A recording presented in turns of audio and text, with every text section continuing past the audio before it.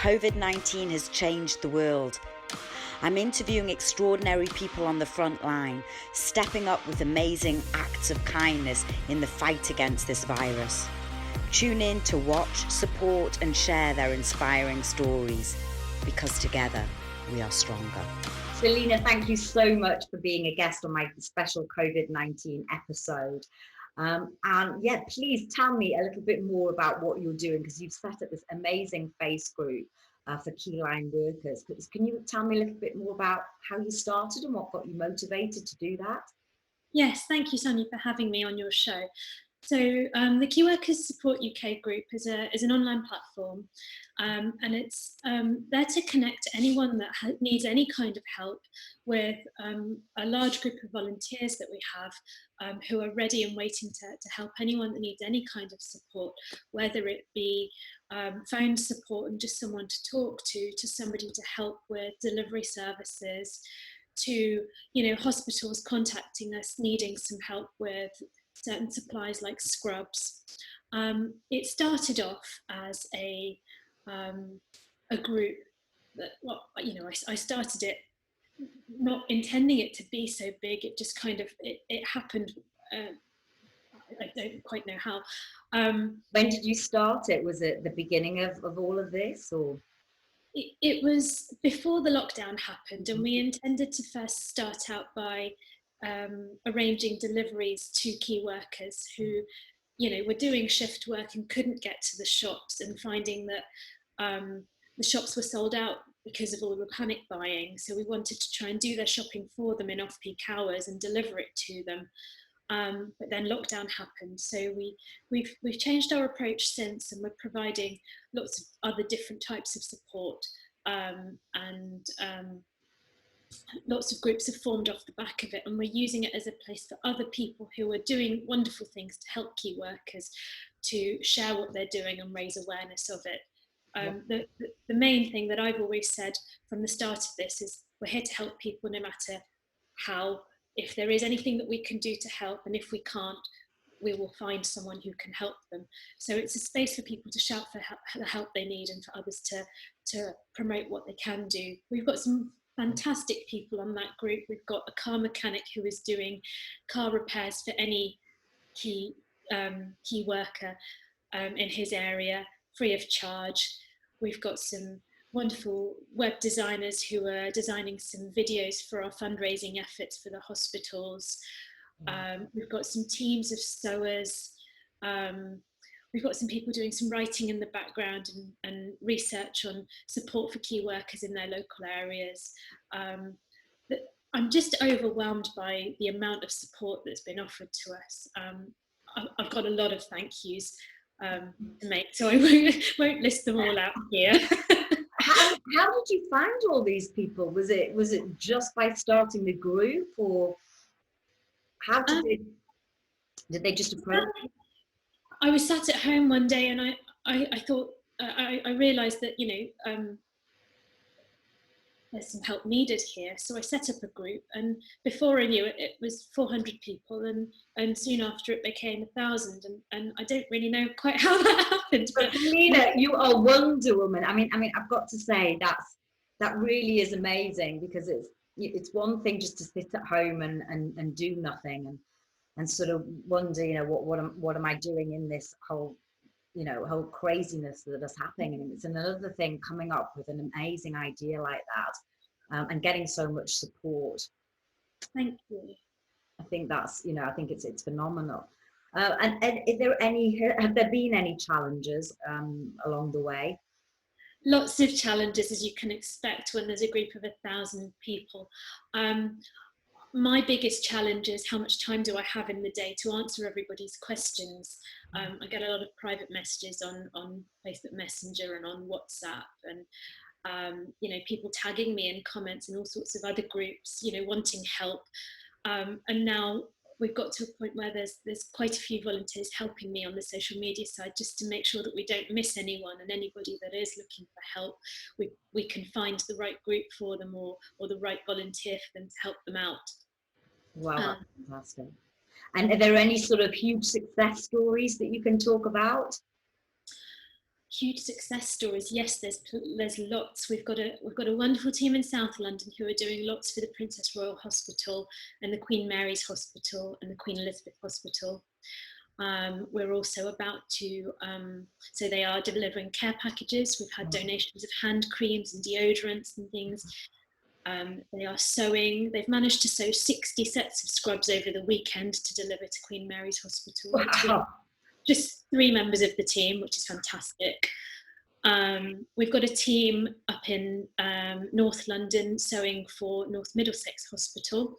They've sewn 150 scrubs so far, and they're continuing to go. We've had a request from the prison services in London to sew some scrubs for them, as well as some local GP surgeries. We've raised £1,000 so far in just the last few days from our fundraiser. Wow. We've also spent all of that money. What's your fundraiser? Tell me about the fundraiser. So I'll send you the link so you can post it in this video. Definitely. It's to raise money to buy the fabric to make all of the scrubs. Okay. And it costs roughly around £1 a metre to make, to buy the fabric. And we need about 3.5 to 4 metres per scrub. And at the volume of requests we're getting, we've used up all of that money to buy fabric just to meet the requests we've got so far. So we're still out looking for more funding. So I would be really grateful for anyone who wants to share the link or donate themselves. I'll definitely put the link up so people can press through right through this interview. And the scrubs are so important because at the moment the NHS staff are going, or many of them are going into work to save people's lives, to treat COVID, or maybe even work in other wards, as I understand it. And there isn't enough protective gear to go around. So this is why these scrubs are so important. Absolutely. There's lots of other things going on apart from the work we're doing to help the NHS. We're doing an interview series with other key workers like your fireman, like your delivery man. We want to find out what issues all of these people are facing in their day-to-day jobs while they're out there, and find support for them amongst our volunteers. So you'll start to see more of these interviews and articles on the page. And anyone who wants to do any writing for us, I would love some more volunteer writers to help us out so we can get this information out faster. And what would you say your main aim is? I mean, are you just continuing to grow this? I don't particularly have a goal to grow this as a social media platform at all. My goal from the start has always been to help as many people as possible, or to help just anyone who needs help. And I've said that if we just help one person who needs the help, I've done my job. And I say that to my teams daily. If there's just one person that shouts for help and we help them, we've done what we intended to do. I don't imagine this will be a long-term thing. It's here for now. For as long as there is a need for help, it's a platform to connect people. And as long as we're doing that, we'll stay open.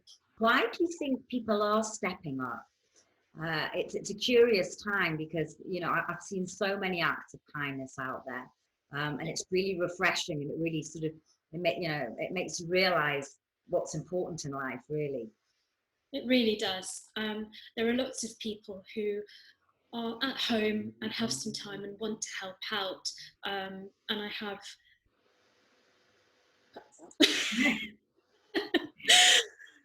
Will I ask the question again? I'll ask the question again. Selina, why do you think so many people are stepping up? I mean, there's some amazing acts of kindness out there.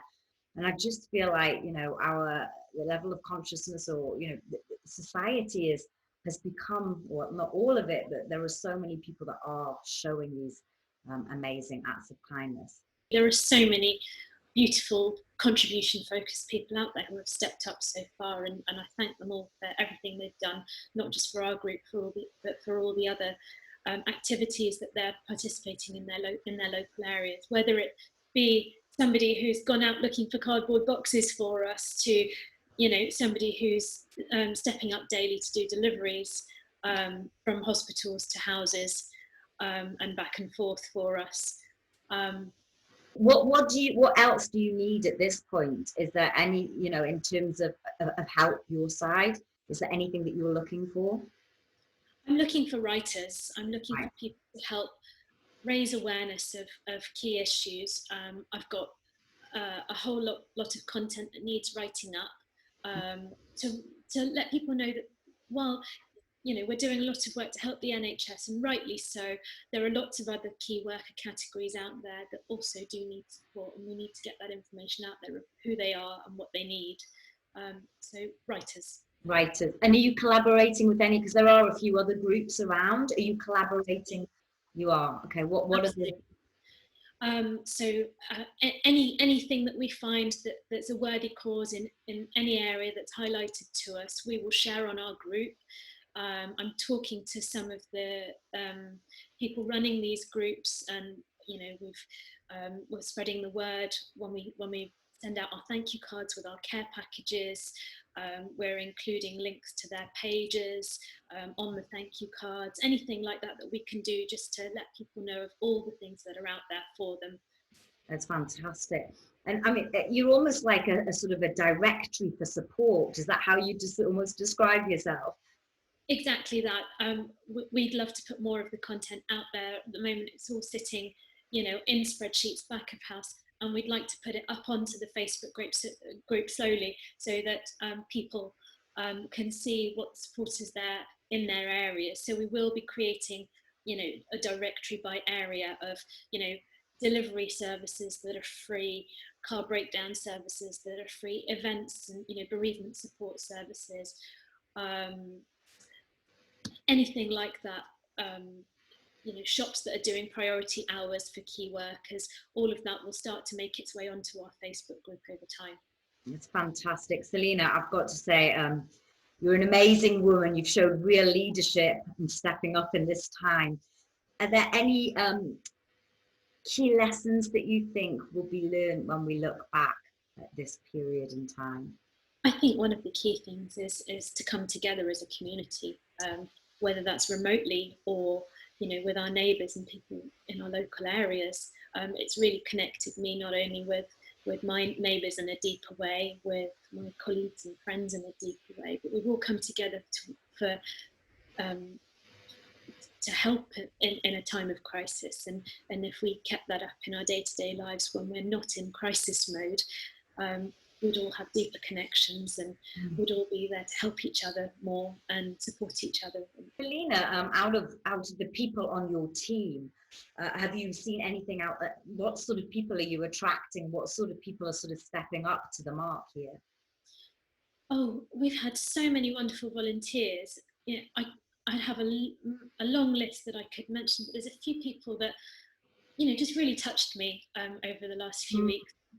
One of them is our dear Fatih on our fundraising team. He's out calling medium-sized businesses to help us raise money for fabric, and I've been working with him for a week now, and I had no idea that he is completely blind, and I've been sending him messages, and it was only yesterday that I found out. And he's got the equipment to voice read the messages to him. But I started leaving him voice messages, and we're communicating better by phone instead. It just completely blew my mind yesterday. He's incredible. We've got a lady, Dajana, who is 41 weeks pregnant and had her baby just a few days ago, helping us out with social media. That's fantastic. So she basically had the baby in between all of this, and she's still helping. She's still helping. It's incredible. Harry the mechanic, I have to say, offering free car breakdown and mechanic services to anyone who's a key worker. How beautiful is that? That's fantastic. That's fantastic. Selina, these are all beautiful stories. And it just shows sort of that anyone can step up, and even people that aren't necessarily sort of fit and able that you consider that are stepping up. It takes all sorts, and it doesn't matter. And actually, it's just heartwarming to hear those stories. Exactly, and a lot of us are, working remotely, and there's a lot of impact that you can make just from home. So don't underestimate what you can do. If someone wants to sign up, how do they go about doing that?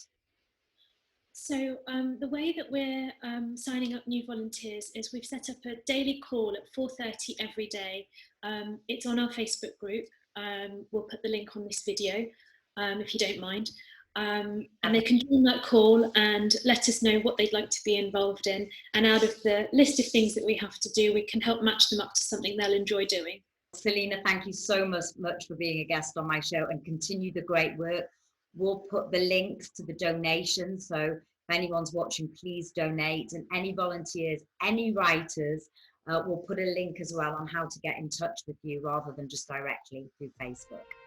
Thank you. Thank you, Selina.